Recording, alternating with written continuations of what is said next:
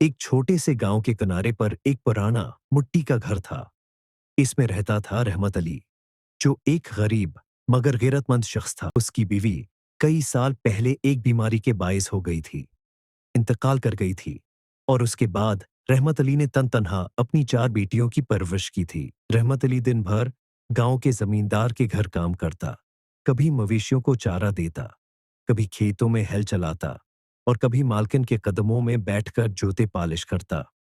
उसके हाथ खरदरे थे, चेहरे पर झरिया और कपड़े पुराने, मगर दिल में मोहब्बत और सब्र का खजाना भरा था। उसकी 4 बेटियां आयशा, राबिया, जैनब और सबसे छोटी फातिमा रहमत अली की कल कायनात थी। वो उन्हें स्कूल भेजने का ख्वाहा था, मगर गुर्बत रास्ते की दीवार थी। फिर भी उसने हिम्मत न हारी।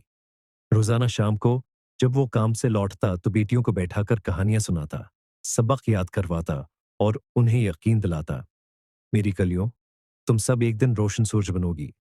ये अंधेरी रात हमेशा नहीं रहेगी। वक्त गुजरता गया। गांव के लोग अक्सर कहते, रहमत 4 बेटियों का बोझ लिए फिरता है, इन्हें किसी दिन ब्याह दे, जान छोटे। मगर रहमत मुस्कुराकर कहता, ये बोझ नहीं, मेरे रब की रहमत है। एक दिन जमींदार के घर शहर से मेहमान आए।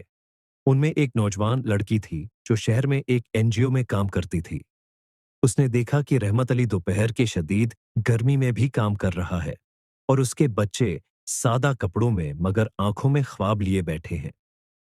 उसने रहमत से बात की और जब उसे बेटियों के तालीम के ख्वाब के बारे में पता चला तो वो बहुत मुतासर हुई। उसने वादा किया, अंकल, मैं वापस जाकर आपकी बेटियों के लिए तालीमी मदद का बंदोबस्त करूंगी। तरफ देखा और आंखों में आंसू आ गए। कुछ दिन बाद गांव में एक खुशखबरी आई। एनजीओ ने 4 बेटियों की स्कूल फीस, किताबें, यूनिफॉर्म और वज़ावे का बंदोबस्त कर दिया था। रहमत की खुशी की इंतहा न रही। उसने वो दिन अपनी बेटियों के साथ दुआओं में गुजारा। सालों की मेहनत और दुआओं के बाद बेटियां बड़ी हुई। आयशा स्कूल टीचर बन गई, राबिया नर्स, जैनब वकील और सबसे छोटी फातिमा ने सुल्स का इम्तिहान पास कर लिया। एक दिन गांव के वही लोग जो कभी कहते थे, बेटियां बोझ हैं, अब रहमत अली के दरवाजे पर खड़े होकर कहते, बाबा जी, आपने तो कमाल कर दिया। आपकी बेटियां तो गांव की शान बन गई। रहमत अली खामोशी से मुस्कुराया, आसमान की तरफ देखा और बोला, ये मेरे रब का करम है और मेरी बेटियों की मेहनत का सला। अब वो मिट्टी का पुराना घर भी निया हो चुका था, मगर रहमत अली की सादगी वैसी ही थी। बेटियां आज भी उससे बाबा जी कहकर प्यार से गले लगाती थीं।